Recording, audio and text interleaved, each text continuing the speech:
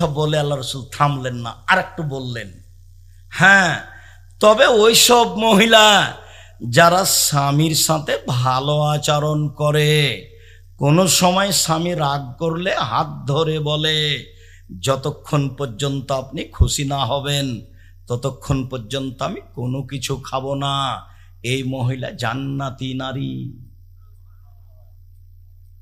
আল্লাহ রসুল বলেন খায়রুন নিসা, মহিলাদের মধ্যে সবচেয়ে ভালো মহিলা এক, স্বামীর সাথে কথা বললে হাসি মুখে বলে, দুই, স্বামীকে মেনে চলে, স্বামীর সাথে ভালো আচরণ করলে আদেশ করলে মান্য করে, তিন, স্বামী বাড়িতে না থাকলে নিজেকে হেফাজতে রাখে, স্বামীর সম্পদ এবং নিজেকে কারোর সাথে মোবাইলে কথা বলে না, নিজেকে কারো কাছে বিলিয়ে দেয় না, স্বামী না থাকলে স্বামীর অর্থ সম্পদ নিজের বাপ ভাইকে দিয়ে দেয় না, বন্ধু বান্ধবকে দিয়ে দেয় না।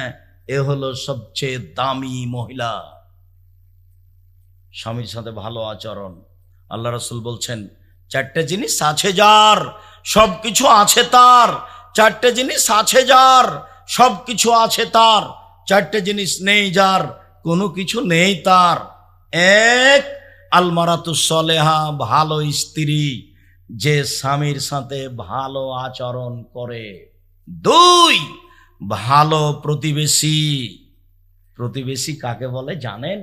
প্রতিবেশীর ছেলেটা, আপনার ছেলেটা এভাবে খাওয়ার পানিটা প্লেট থেকে চালিয়ে দিয়েছে, আর প্রতিবেশীর দেওয়ালে গিয়ে লেগে গেছে, এই যে লেগে গেল। তিন, আলমারকাবুল হানি, একটা ভালো গাড়ি, যে গাড়ির চাকা নষ্ট হয় না, যে সাইকেলের চেন পড়ে না, যেই গরু ঘাড়ে জোয়াল নিয়ে ফেলে দেয় না, ভালো বাহন, ভালো বাহন যার, সুখময় জীবন তার। চার, আল বাইতুল ওয়াসে, প্রশস্ত ঘর, অন্তত মেহমান যে ঘরে বসবে সেই ঘরটা বড় করবেন।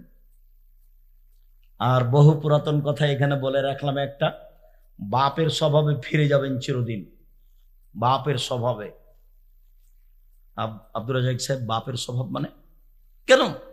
আপনার আব্বা ইশার সালাত আদায় করে যখন মসজিদ থেকে বের হতো তখন দেখতেন মসজিদের ওদিকে ওদিকে একটা মুসাফির, ও মুসাফির ভাই বাড়ি কোথায়?